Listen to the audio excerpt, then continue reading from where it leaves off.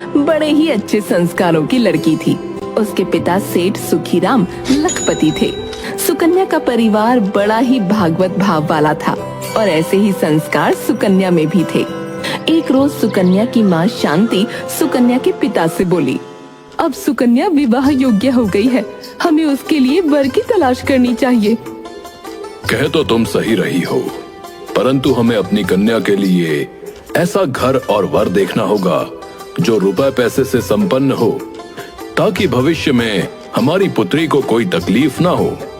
आपकी बात सही है, परंतु मैं ये भी जानती हूँ कि सुकन्या कैसी भी परिस्थिति में खुशी पूर्वक रहेगी और अपने परिवार से अच्छी तरह निभा लेगी। हाँ, तुम्हारी ये बात सही है। मैं आज ही पंडित जी को बुला लेता हूँ और उनके कान में ये बात डाल देता हूँ कि हम अपनी पुत्री सुकन्या के लिए वर देख रहे हैं। ये उचित रहेगा। पंडित जी तो बहुत दूर दूर से आया जाया करते हैं, वो हमें अच्छा ही घर वर बताएंगे। सेठ सुखीराम ने पंडित जी को खबर करवा दी और जल्दी ही सुकन्या का विवाह पास के नगर सूरजगढ़ के सेठ करोड़ीमल के बेटे से तय कर दिया गया। वैसे तो करोड़ीमल का परिवार भी बड़ा ही सज्जन और सुलझा हुआ परिवार था, परंतु करोड़ीमल थोड़ा कंजूस और कान का कच्चा था। विवाह के कुछ दिनों बाद एक दिन सेठ सुखीराम अपनी पत्नी शांति से बोले, पिछले कुछ दिनों से सुकन्या की बड़ी याद आ रही है। उसके विवाह को साल से ऊपर हो गया, परंतु ऐसा लगता है कि वो अभी कहीं से आएगी। हाँ, सुकन्या के बिना घर बिल्कुल सूना हो गया है। मैं कल ही सुकन्या के ससुराल जाऊंगा उसका हाल चाल लाने। तुम तैयारी कर देना। मैं तैयारी कर लूंगी। दूसरे दिन सुखीराम सुकन्या के ससुराल पहुंचे। उन्हें देखकर करोड़ीमल, आइए आइए समधी जी, बड़े दिनों बाद हमारी याद आई। क्या करूं समधी जी, रिश्ता ऐसा है, नहीं तो हर दूसरे दिन आ जाया करूं। हाँ हाँ, ये तो सही कहा आपने। तभी पिता की आवाज सुनकर सुकन्या आती है। पिताजी, पिताजी। कैसी हो बेटी? मैं बिल्कुल ठीक हूँ पिताजी, आप कैसे हैं? माँ कैसी है? हम सब बस तेरे बिना जीना सीख रहे हैं। अरे बहू, क्या अपने पिताजी का पेट सिर्फ बातों से भरोगी? उनके लिए कुछ चाय पानी का भी तो इंतजाम करो। जी, अभी करती हूँ। चाय नाश्ता करने के बाद सुखीमल करोड़ीमल से, यदि कभी जाने अनजाने मेरी सुकन्या से कोई गलती हो जाए तो उसे माफ कर दीजिएगा। आप कैसी बातें कर रहे हैं समधी जी? इतने कम समय में ही सुकन्या ने हम सबके दिलों में वो जगह बना ली है जिसे बनाने में सालों लग जाते हैं।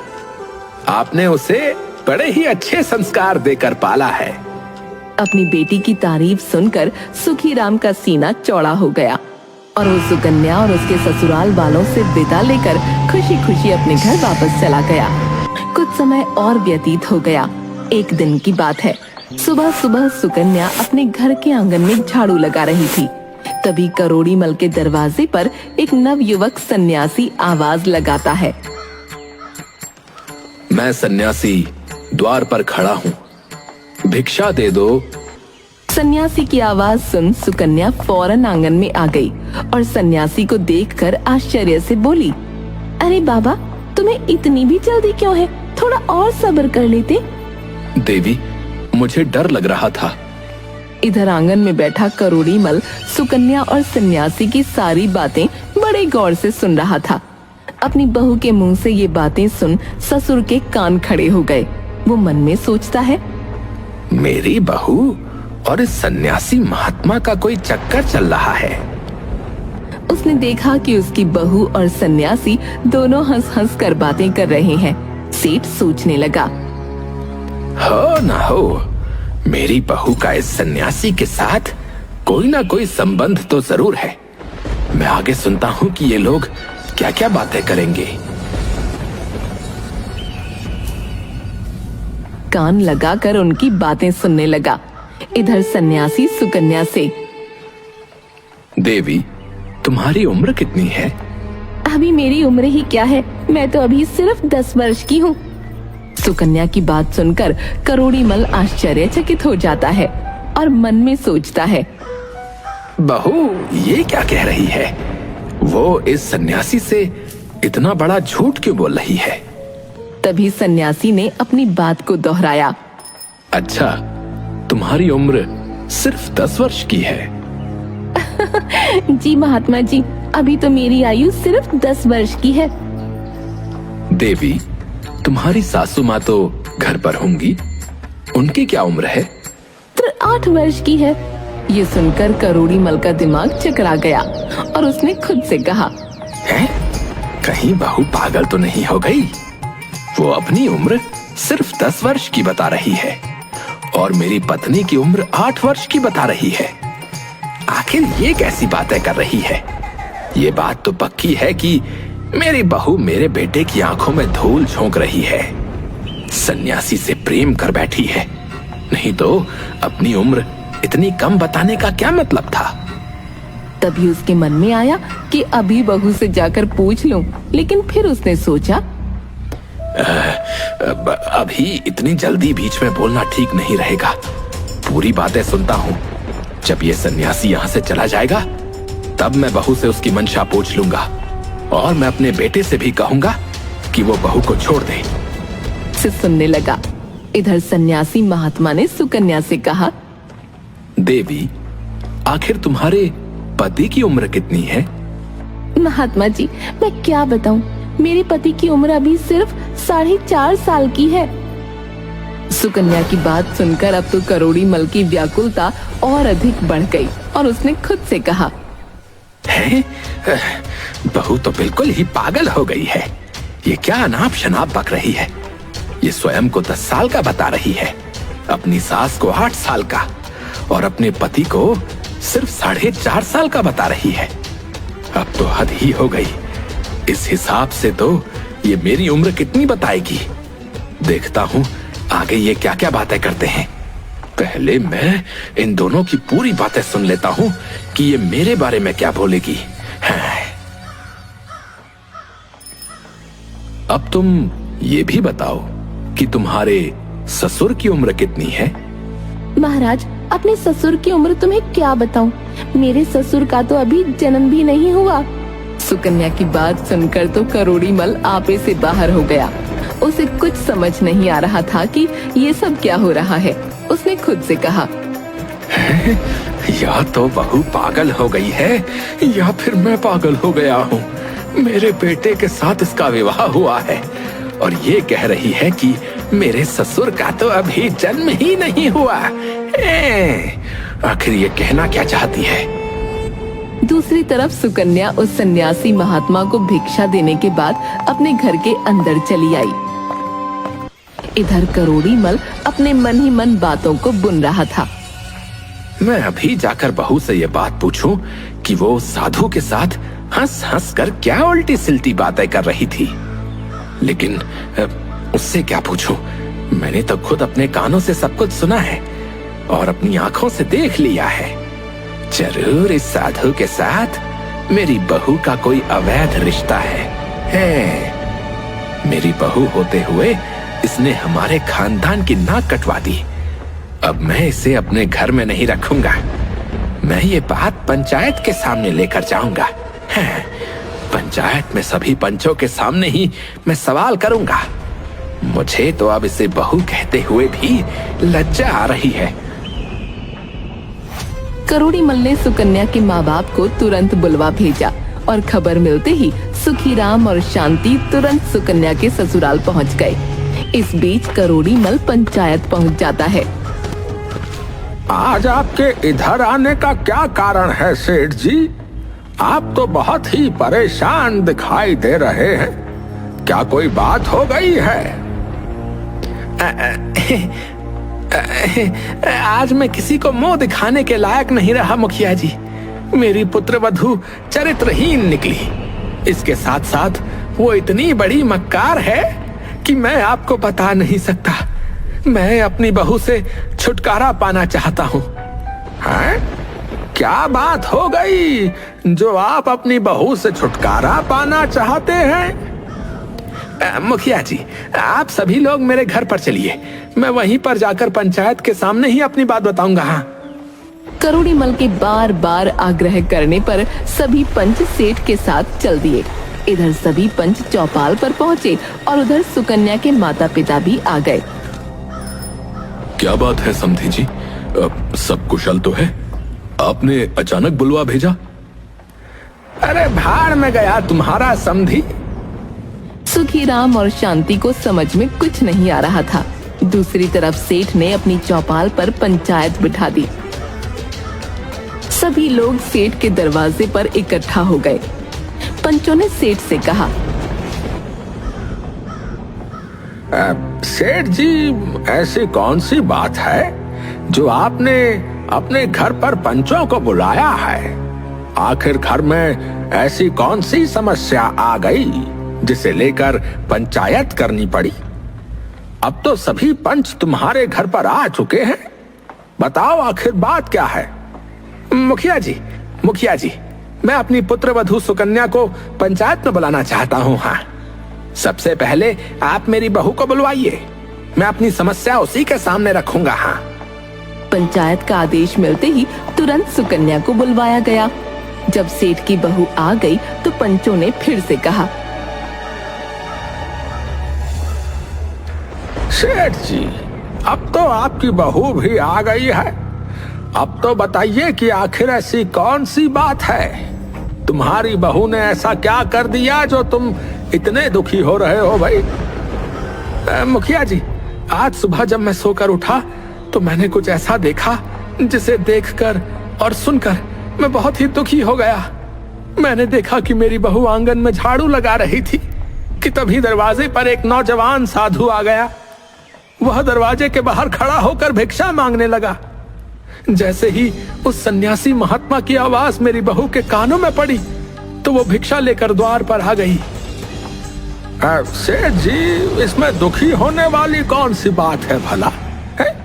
ये तो अच्छी बात है, यह तो हर नारी को करना चाहिए।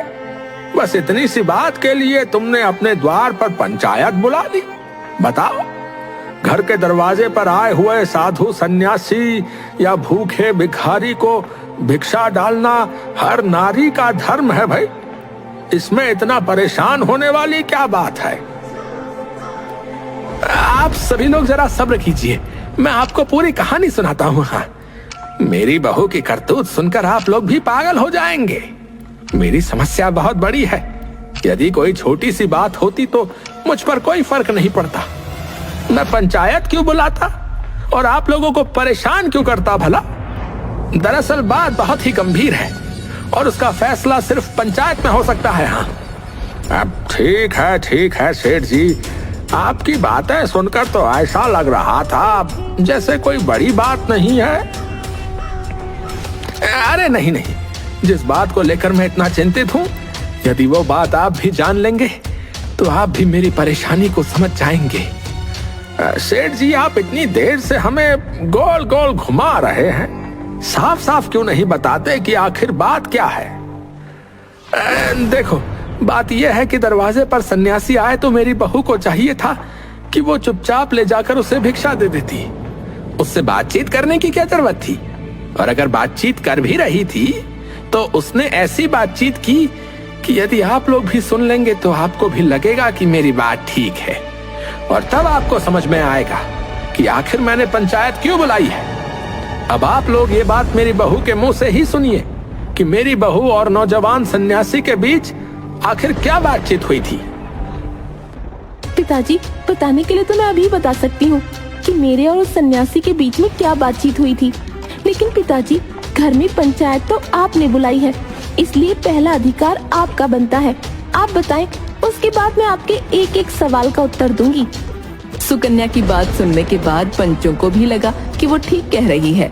तभी मुखिया ने सेठ से कहा, देखिए, अब आप इधर उधर बात मत घुमाइए। हाँ, अपनी समस्या हमें बता दीजिए। आपको अपनी बहू से क्या परेशानी है? उसने ऐसा क्या कर दिया जो आपको इतनी बेचैनी हो रही है? क्या उसने कोई ऐसा कदम उठा लिया जो समाज और मर्यादा के विरुद्ध है? यदि उसने ऐसा किया है तो उसे पंचायत की ओर से दंडित किया जाएगा। आप बिल्कुल निश्चिंत रहिए, पंचायत को पूरी बात बताइए। अरे भाई, बात कुछ ऐसी है जिसे बताने में मुझे बहुत ही लज्जा आ रही है। आप लोगों को तो मालूम है कि मैं इस गांव का बहुत ही इज्जतदार व्यापारी हूं, लेकिन मुझे लगता है कि मेरी बहू ने मेरी सारी इज्जत मिट्टी में मिला दी। मेरा सारा मान सम्मान उसने महात्मा से बातें करके धूल में मिला दिया। वो कुछ ऐसी बातें करती है जिन्हें ना तो मैं कह सकता हूं और ना ही आपको सुनने में अच्छी लगेगी। इसीलिए आप बहू से पूछ लीजिए। बहू, अब तुम ही बता दो, आखिर सन्यासी और तुम्हारे बीच ऐसी क्या बातें हुई थी? ठीक है पिताजी, यदि आपको बताने में शर्म आती है तो मैं ही बता देती हूँ कि मेरी और महात्मा के बीच में क्या बातचीत हुई थी। लेकिन पिताजी, शुरुआत तो आपको ही करनी पड़ेगी। पहले बात आप कहेंगे, फिर मैं उसका उत्तर दूंगी। यदि मैं गलत हुई तो पंचायत मुझे जो भी सजा सुनाएगी मैं मंजूर करूंगी। सब लोग ध्यान से सुनो। मेरे दरवाजे पर एक सन्यासी भिक्षा मांगने के लिए आया। और फिर करोड़ी मल अपनी बहू की तरफ देखते हुए कहने लगे, जब वो सन्यासी आया तो तुमने उससे क्या कहा था? हैं? सन्यासी अभी इतनी जल्दी किस बात की है? बताओ, तुमने ये कहा था या नहीं? हैं? सारी पंचायत जानना चाहती है कि तुमने क्या कहा था। तुमने उस महात्मा को ऐसा क्यों कहा? हाँ पिताजी, मैंने ये बात उस महात्मा से कही थी।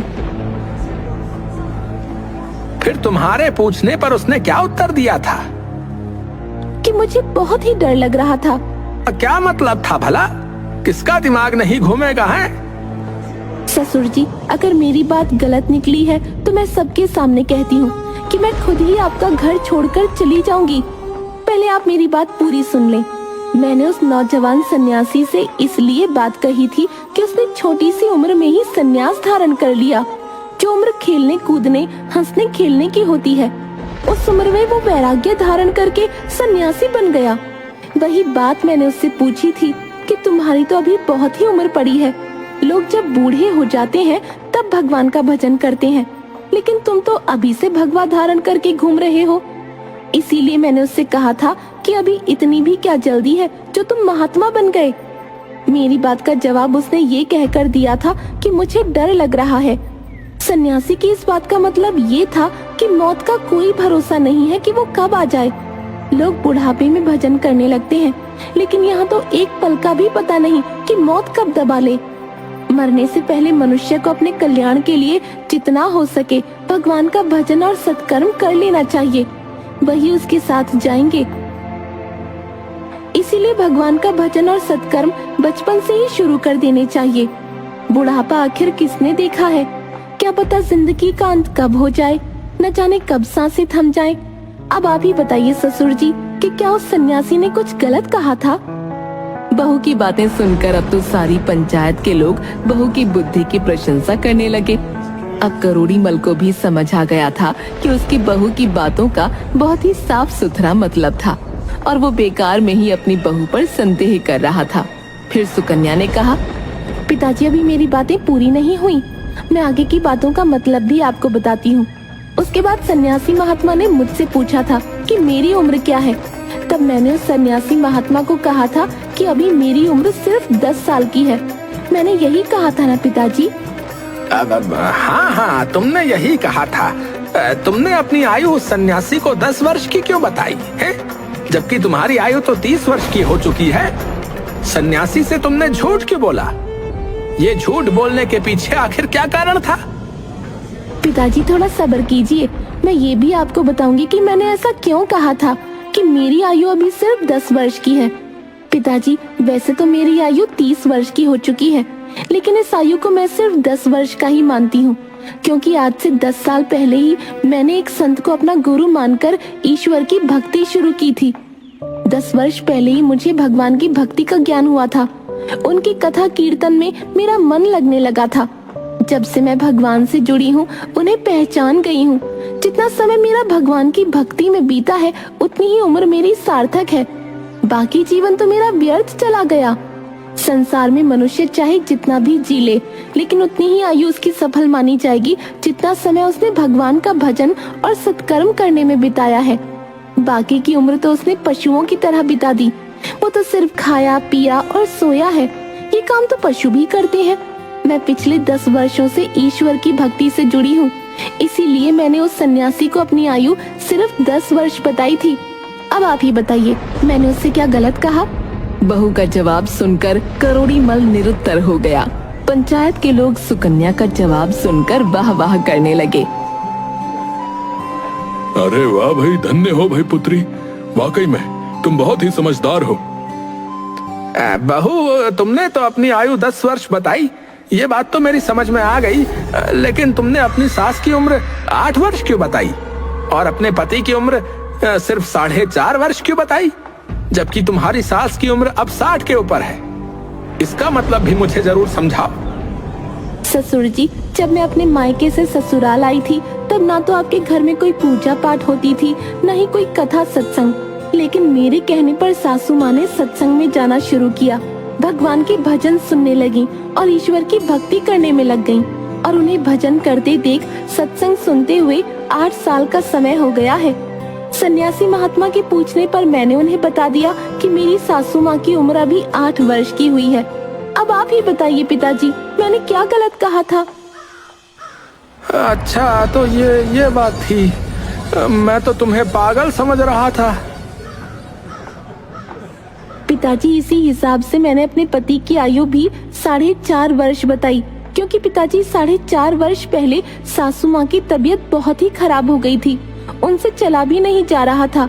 तब मेरे पति मुझे और मेरी सासू माँ को मंदिर तक ले जाया करते थे।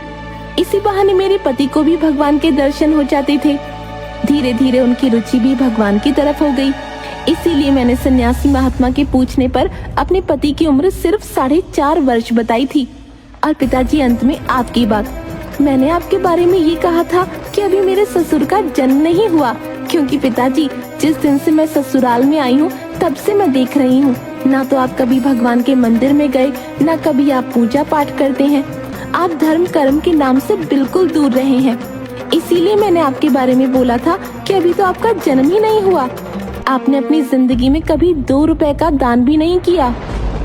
देखो, मैं पूरा दिन दुकान पर बैठा रहता हूँ, व्यापार में लगा रहता हूँ। मुझे पूजा पाठ करने और कथा कीर्तन सुनने का जो है समय ही नहीं मिल पाता। मैं तो तुम लोगों के भविष्य के लिए चिंता करता हूँ और तुम लोगों के लिए धन इकट्ठा करता रहता हूँ। पिताजी, आपने कभी अपनी जिंदगी में 2 रुपए का दान भी नहीं दिया। जब भी कभी कोई धार्मिक कार्य होता है, कोई भगवान की चर्चा होती है या भगवान की कथा होती है, आप कभी उसमें नहीं गए। यहाँ तक कि कभी घर में बैठकर भी आपने ईश्वर का ध्यान नहीं किया। आपने अपने जीवन में कोई भी तीर्थ यात्रा नहीं की। जब आपने अपने जीवन में कोई धर्म कर्म कार्य किया ही नहीं, इसीलिए उन सन्यासी महात्मा ने जब आपकी उम्र पूछी तो मैंने उनसे कह दिया कि आप तो अभी पैदा ही नहीं हुए। अपनी पुत्र वधू के मुंह से ऐसी बातें सुनकर करोड़ीमल बहुत शर्मिंदा हुआ। उसने पूरी पंचायत के सामने अपने दोनों कान पकड़कर अपनी बहू से क्षमा मांगी और अपनी बहू से कहने लगा, अब बेटी, मैं तुम्हारे बारे में गलत सोच रहा था। मुझे क्षमा कर दो बेटी। मुझे तुम्हारी बातें सुनकर तो मुझे ऐसा लग रहा है कि मुझे तुम पर गर्व होना चाहिए कि तुम सचमुच बहुत ही बुद्धिमान हो। इसके बाद करोड़ीमल ने सभी पंचों से हाथ जोड़कर माफी मांगी और अपने पुत्र वधू को लेकर घर के अंदर चला गया। घर में जाने के बाद, बेटी, तुमने सचमुच आज मेरी आंखें खोल दी। वास्तव में आज तक मेरा जन्म नहीं हुआ था। अब मैं जन्म लेना चाहता हूँ बेटी। ये तो बहुत अच्छी बात है पिताजी। जब जागो तभी सवेरा। ये भी बहुत ही बड़ी बात है कि बुढ़ापे में ही सही, कम से कम आप भगवान से तो जुड़े, वरना लोग तो पूरा जीवन निकाल देते हैं खाने पीने और सोने में, कभी भगवान का भजन नहीं करते। अगले ही दिन करोड़ीमल ने अपने मुनीम को अपने पास बुलाया मुनीम जी, हमारे गोदाम में पिछले साल का जो अनाज खराब हो रहा है ना, उस अनाज को मैं गरीब और असहाय लोगों को दान कर दूंगा। अब मैं अपनी बची हुई जिंदगी में खूब दान पुण्य का कार्य करूंगा। मुनीम ने वो अनाज बोरियों में भरवा कर करोड़ी मल के दरवाजे पर रख दिया। वो अनाज बारिश में भीगने के कारण खराब हो रहा था। जैसे ही वो खराब अनाज की बोरियां करोड़ी मल के दरवाजे पर पहुंची तो उनमें से बदबू आ रही थी। बदबू की वजह से सुकन्या घर से बाहर निकल आई। सुकन्या ने घर से बाहर आकर देखा कि खराब गेहूं की बोरियां भरी हुई हैं। अपने ससुर से पूछा, पिताजी, ये अनाज की बोरियां आपने यहाँ किस लिए मंगवाई? इनमें से तो बदबू आ रही है। तुमने कल जो कहा था कि मैंने अब तक जन्म नहीं लिया, इसीलिए कल से मैं दान पुण्य के कार्य करूंगा, और मुनीम से कहकर मैंने अपने गोदाम से ये गेहूं की बोरियां मंगवा ली हैं। हाँ। सुकन्या अपने ससुर की मंशा को समझ चुकी थी कि मेरे ससुर ये सड़ा हुआ खराब अनाज गरीबों को खिलाना चाहते हैं। सुकन्या बहुत ही समझदार थी और मन ही मन सोचने लगी, मेरे ससुर जी सुधरे तो हैं, लेकिन पूरी तरह से नहीं। अब मुझे ही कुछ ऐसा करना चाहिए कि उन्हें अपनी गलती का ज्ञान हो जाए। काफी सोच विचार करने के बाद सुकन्या ने उस सड़े हुए गेहूं में से कुछ गेहूं निकाले और उसका आटा बना लिया। फिर उस आटे की रोटियां बनाई। शाम को जब करोड़ी मल भोजन करने के लिए आया तो सुकन्या ने उस आटे की बनी हुई रोटियां बनाकर अपने ससुर के सामने परोस दी। जैसे ही करोड़ी मल ने पहला निवाला खाया, सड़े हुए अनाज की रोटी खाकर वो एकदम से उल्टी करने लगा। बहू, अरे आज तुमने ये कैसी रोटियां बनाई हैं? आज रोटी में से दुर्गंध क्यों आ रही है? मेरा तो सारा मुंह ही खराब हो गया है। क्या बात है पिताजी? बहू, ये आज तुमने रोटियां कैसी बनाई है भाई? इस रोटी को खाते ही मुझे उल्टी आने लगी। आज तुमने कैसा भोजन बनाया है? ससुर की बात सुनकर सुकन्या रसोई से बाहर आई। ससुर जी, मैंने तो ठीक वैसी ही रोटियां बनाई हैं जैसी मैं रोज बनाती हूँ। नहीं बहू, जैसी रोटियां तुम रोज बनाती हो, आज वैसी रोटियां नहीं है। आज तो इस भोजन में से बहुत ही दुर्गंध आ रही है। कहीं कोई जीव या जंतु या कीड़ा मकोड़ा तो इस भोजन में नहीं गिर गया? नहीं ससुर जी, मैंने तो अभी अभी अनाज पीसकर इसकी रोटियां बनाई हैं। तुमने कौन से गेहूं की रोटियां बनाई हैं? करोड़ी मल को जैसे ही पता चला कि सड़े हुए गेहूं से रोटियां बनी हैं, तो वो अपनी बहू पर चिल्लाने लगा। अरे बहू, तुमने उस सड़े हुए अनाज की रोटियां क्यों बनाई हैं? बताओ, वो अनाज तो मैंने गरीबों में दान करने के लिए रखा है। अपने खाने के लिए तो मैंने साफ सुथरा अनाज अलग से रखा हुआ था। पिताजी, मुझे मालूम था कि वो अनाज सड़ा हुआ है, इसीलिए तो मैंने सोचा कि मैं अभी से ऐसा सड़ा हुआ खाने की आदत आपको बना दूं। अरे बहू, कैसी बातें करती हो? हैं? कैसी आदत? ससुर जी, मैंने सुना है कि हमारे शास्त्रों में भी लिखा है कि जैसा हम इस जन्म में किसी को दान देते हैं, ठीक वैसा ही अगले जन्म में हमें मिलता है। इसीलिए ससुर जी, मैंने सोचा कि इस जन्म में यदि आप गरीब लोगों को सड़ा गला अनाज दान में देंगे तो अगले जन्म में हमारे लिए भी सड़ा गला अनाज खाने को मिलेगा। इसीलिए मैंने उस सड़े हुए अनाज की रोटियां बनाई। यदि हम अभी से ऐसी रोटियां खाना सीख जाएंगे, तभी तो ऐसी रोटियां खाने की हमारी आदत बन जाएगी, क्योंकि अगले जन्म में हमें भी तो ऐसा ही अनाज मिलेगा ना। परमात्मा हमें हमेशा वही लौटाता है जो हमने दिया है। बहू, आज मुझे तुम्हारी बातों का मतलब ठीक समझ में आ गया है। मैं आज ही इन सड़ी हुई अनाज की बोरियों को नगर के बाहर कूड़ेदान में फेंकवा दूंगा, और हमारे गोदाम में जो अच्छा अनाज पड़ा है वही मैं दान करूंगा। अगले दिन करोड़ी मल ने साफ सुथरा अनाज गरीब और जरूरतमंद लोगों में दान दिया। अब तो नगर में सभी गरीब और बेसहारा लोग सेठ की वाहवाही करने लगे और उसे दिल से आशीर्वाद देने लगे। ये देखकर सुकन्या ने अपनी सास से कहा, माँ जी, आप पड़ोस की औरतों को बुला कर लाइए। आखिर ऐसी क्या बात है जो मैं पड़ोस की औरतों को बुला कर लाऊं? तुम उनका क्या करोगी? माता जी, मैं तभी आपको बताऊंगी। बहू की बात मानकर सास पड़ोस की औरतों को बुलाने चली गई। जब पड़ोस की सभी औरतें आ गईं, तो सभी औरतें आंगन में बैठकर ढोल लेकर बजाने लगीं। तब पड़ोस की औरतों ने भी पूछा, बहुरानी आखिर बात क्या है? आप सभी को मिलकर बधाइयाँ गानी है क्योंकि आज मेरे ससुर का जन्म हुआ है। इधर घर के बाहर करोड़ीमल दान पुण्य कर रहा था और घर के अंदर औरतें करोड़ीमल के पैदा होने के गीत गा रही थीं, क्योंकि आज सुकन्या का ससुर भगवान के बताए हुए मार्ग पर चलने लगा था। मनुष्य का जन्म तभी सफल माना जाता है जब वो परमात्मा के बताए हुए मार्ग पर चलता है। धर्म के बिना मनुष्य पशु के समान होता है। लक्ष्मीपुर में रहने वाली सुकन्या बड़े ही अच्छे संस्कारों की लड़की थी। उसके पिता सेठ सुखीराम लखपति थे। सुकन्या का परिवार बड़ा ही भागवत भाव वाला था और ऐसे ही संस्कार सुकन्या में भी थे। एक रोज सुकन्या की माँ शांति सुकन्या के पिता से बोली, अब सुकन्या विवाह योग्य हो गई है, हमें उसके लिए वर की तलाश करनी चाहिए। कह तो तुम सही रही हो, परंतु हमें अपनी कन्या के लिए ऐसा घर और वर देखना होगा जो रुपए पैसे से संपन्न हो, ताकि भविष्य में